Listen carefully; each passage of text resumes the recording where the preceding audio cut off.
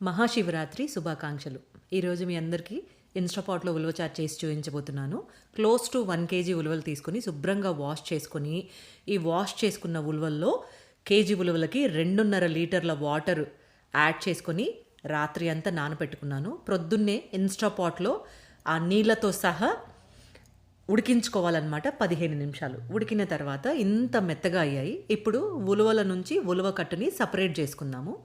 Separate చేసుకున్న ఉలవల్లో పావు వంతు ఉలవలు మిక్సీలో వేసుకొని చక్కగా ఇలా గ్రైండ్ చేసుకొని రెడీగా పెట్టుకున్నాను. ఉలవచారు తాలింపుకి onion, garlic, red chillies, curry leaves, బెల్లము, జీలకర్ర మెంతుల పొడి, ఇది వచ్చేసి ఉలవ పేస్ట్, 100 గ్రామ్స్ టామరిన్ అనమాట. ఇప్పుడు మనం ఇన్‌స్టాపాట్‌లో ఉలవచారు చేసుకుంటున్నాం కాబట్టి ఇన్‌స్టాపాట్‌ని మనము సాటే మోడ్లో నేను 15 మినిట్స్ టైమర్ సెట్ చేసుకుంటున్నాను అనమాట. కర్రీ స్పూన్ ఆయిల్ యాడ్ చేసుకొని ఆనియన్, గార్లిక్, గ్రీన్ చిల్లీస్ చక్కగా ఫ్రై చేసుకోవాలండి.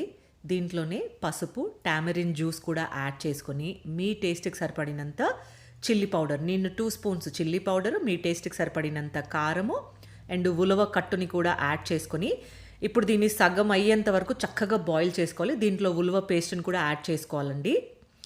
చూసారు కదా, ఇలా అయిందనమాట. ఇప్పుడు దీంట్లో జీలకర్ర మెంతుల పొడి, బెల్లము ఇప్పుడు మంచిగా బాయిల్ అవ్వడానికి నేను ఒక 30 మినిట్స్ టైమర్ సెట్ చేసుకున్నాను. దీనికి ఒక తాలింపు కూడా రెడీ చేసుకుందాం. ఇది బాయిల్ అయ్యే లోపల ఒక ప్యాన్లో oil, mustard seeds, cumin seeds, curry leaves, hinge, red chillies and దీంట్లో మిగిలిన కొంచెం జీలకర్ర మెంతుల పొడి కూడా యాడ్ చేసుకొని చక్కగా ఫ్రై చేసుకోవాలి. ఇప్పుడు చూసారు కదా, ఉలవచారు సగానికి అయిపోయిందనమాట. మంచి చిక్కగా అయిన తర్వాత మళ్ళీ ఇంకొకసారి వడగట్టుకొని దీన్ని స్టవ్ మీద ఒక్క ఉడికొచ్చిన తర్వాత మనం రెడీ చేసుకున్న తాలింపుని యాడ్ చేసుకొని అన్నంలో తిన్నారంటే అద్భుతంగా ఉంటుందండి. మీరు కూడా ట్రై చేయండి. వీడియో నచ్చితే లైక్ చేసి ఎంకరేజ్ చేయండి. ఇలాంటి మోర్ రెసిపీస్ కోసం సబ్స్క్రైబ్ చేసుకోండి.